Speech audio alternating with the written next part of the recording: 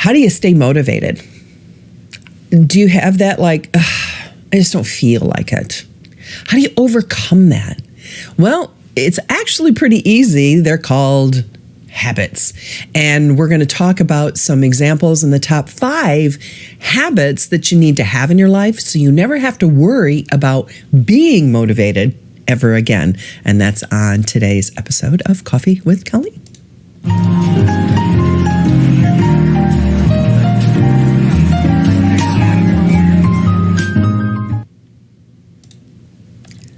Our habits will tell you a lot about our lives. What habits we have are a good indicator of the success that we will have in our lives. And of course, success is a different definition for everybody. That doesn't mean a millionaire. So success is having good relationships and happiness and that type of thing. So habits dictate, we are on autopilot, whether we realize it or not. So there are consequences to our behaviors, but our behaviors are based on our habits. So if we form good habits, we don't have to worry about motivation because motivation is fleeting. Think about Michael Phelps. He won more gold medals than anybody else, and he got up every morning. Do you think he felt like getting up at 4 a.m. and going and diving in the pool? I know exactly what I want to do. It's 3 degrees outside. I want to go jump in a pool. No. So these are habits and things that you do because. So let's look at some examples of the habits that we want to implement in our life so that we don't have to worry about, I don't exercise. I just haven't gotten into the routine or the habit, or I just don't feel like it. I'm going to overcome that. So the number one habit you want to develop is self-care. And I've done plenty of shows on self-care, so I'm not going to delve deep into self-care, but self-care isn't about bubble baths or manicures or massages, although those are lovely. Self-care is learning to set boundaries, which we have coming up in an upcoming show, how exactly to set those boundaries, but learning to put your cares, the importance of being healthy, for example. You want to be around for grandchildren and great-grandchildren, you need to be healthy and have good self-care. It also comes into a positive attitude of training yourself to stay positive, and taking care of your health is also in there, eating the right foods. So I know when I eat certain things, I just don't feel good for the next few days. Like sugar. I don't feel good when I have sugar. If I have a glass of wine, that's fine. But if I have too much wine, I don't feel good the next day. So why do it? If you know, as an adult, we know how we feel a couple of days down the road. So these healthy habits are important in making that decision.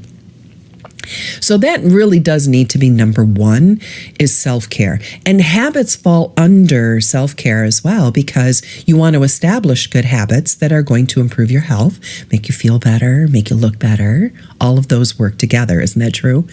So improved health is a win-win all the way around. So when we're talking self-care, it's good foods, fresh air, getting outside, taking a walk, those types of things.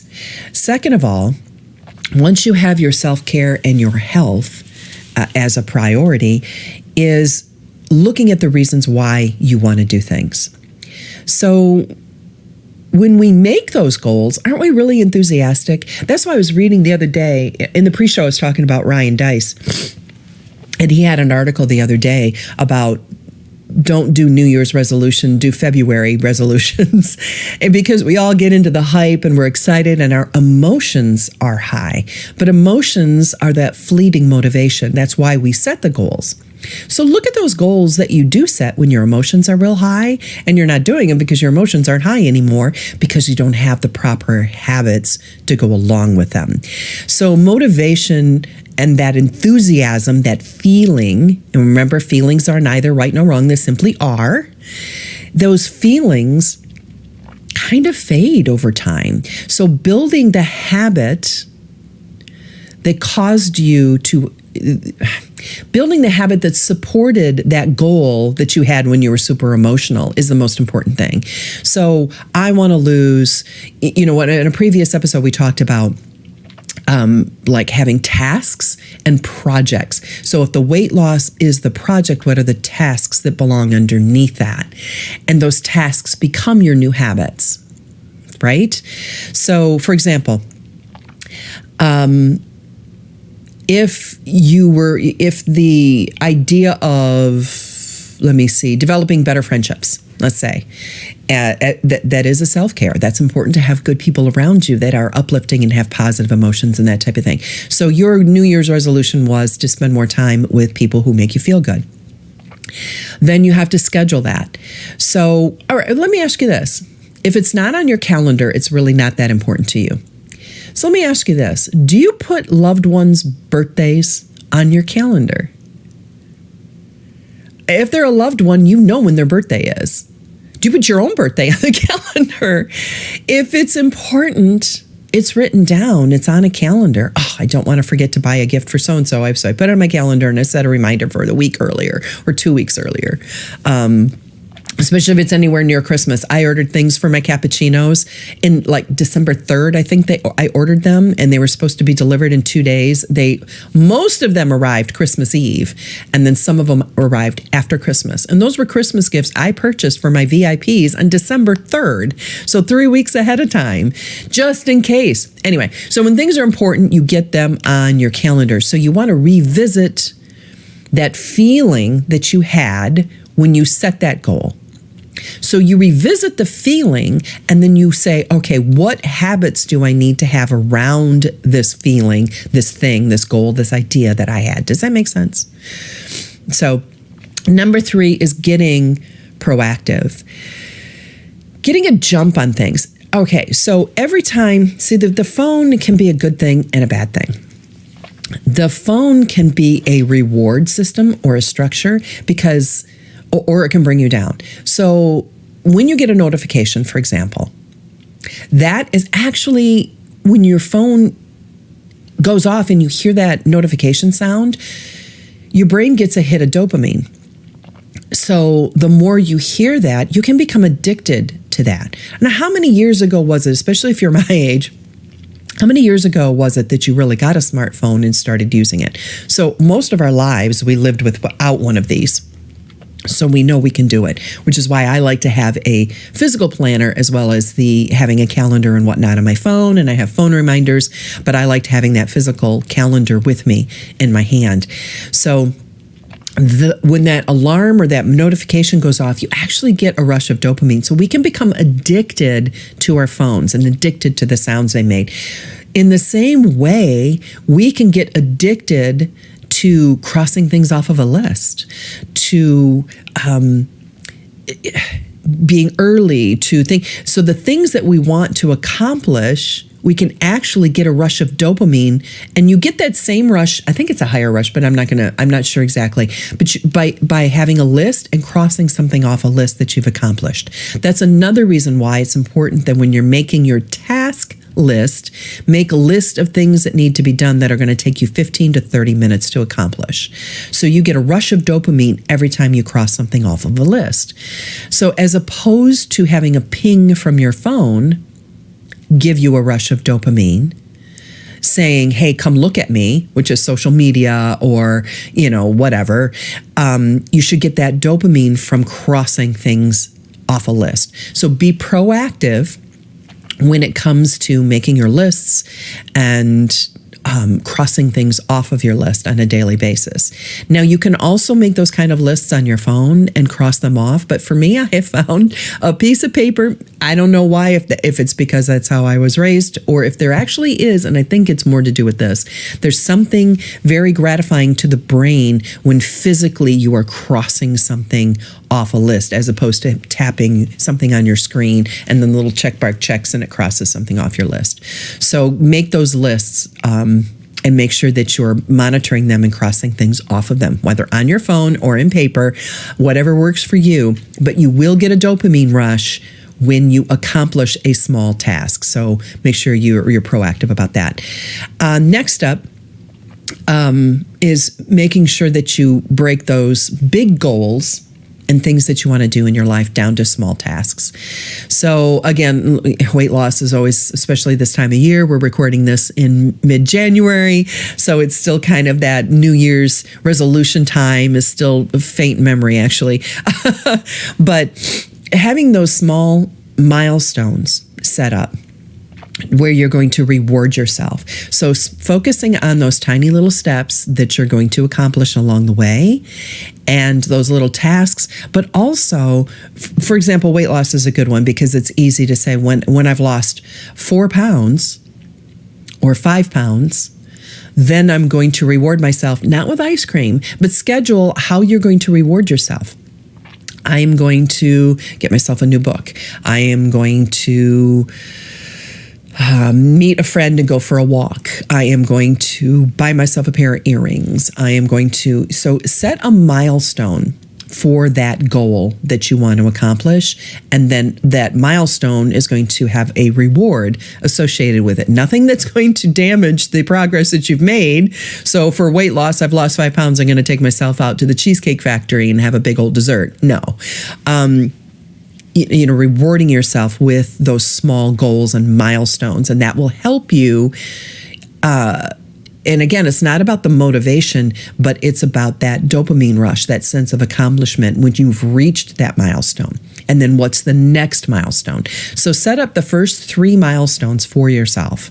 Then once you've reached the first milestone, you can assess the second and third and add the 4th. So you always want to have 3 milestones that you're working on at any particular time. And then the tasks that you need to do underneath that's going to take you to that next milestone. It sounds like a lot of work, but when you get the results, and it's not a lot of work, you're just making lists of stuff that needs to be done, right? So you reach that milestone, you get that dopamine hit, it's all worth it because now you're seeing progress. All right, so focusing on those tiny little tasks, the small stuff that you need to do. And finally, surround yourself with people that will support you. It involves choosing a little bit more carefully the company that you keep. But again, in a future show, we're going to be talking about boundaries and getting toxic people out of your life. And there is a link in the show notes of the list of the top 10 toxic people that are in your life. But build the habit of meeting with this group. And of course, now, January 2021, we're still wearing masks. We still have, I wonder what the future's. I mean, I'm going to listen to this a year from now. I wonder really what is going to be, but we do still have masks. We still have limits on travel and hotels. And I know there was a conference I was going to in March out in California and got a notification from the hotel last week that no, we're canceling your hotel reservation for March because we are under lockdown. I'm like, oh, gee, I wonder what it's going to be like a year from now. Because a year ago, where were we in 2020? And now we're in 2021. Things are a little bit different. So anyway, surrounding yourself and meeting those people. Now, right now, it may be meeting those people on a Zoom call, or it may be just hopping on a phone, or maybe going on Clubhouse, which is the big new social media app right now. And getting on Clubhouse and having a conversation there, or Telegram, or a Zoom call. But scheduling time to get together maybe once a month with people who live far from you, who are motivational to you, who support you, who want you to get to the things that you want. If you have somebody in your life that my goal is to be on Oprah. I want to be sitting under that big old oak tree with Oprah, talking about how to support women and femininity and why it's okay to be a female.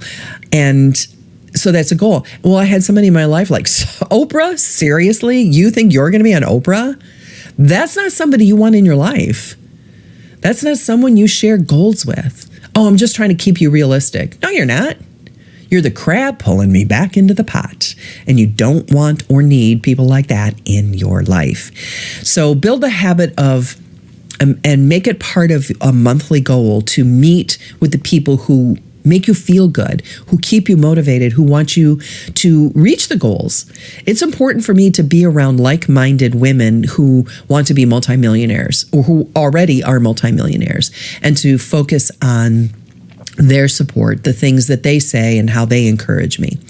So those are little ways that you can build those habits into your life. And the first, again, is that self-care, making sure that you take care of yourself. Because when you feel good, when your health is good, and you actually wake up in the morning fresh, you've gotten a good night's sleep, you ate well the day before, you've maintained your hydration, you are putting your health of your body as a priority.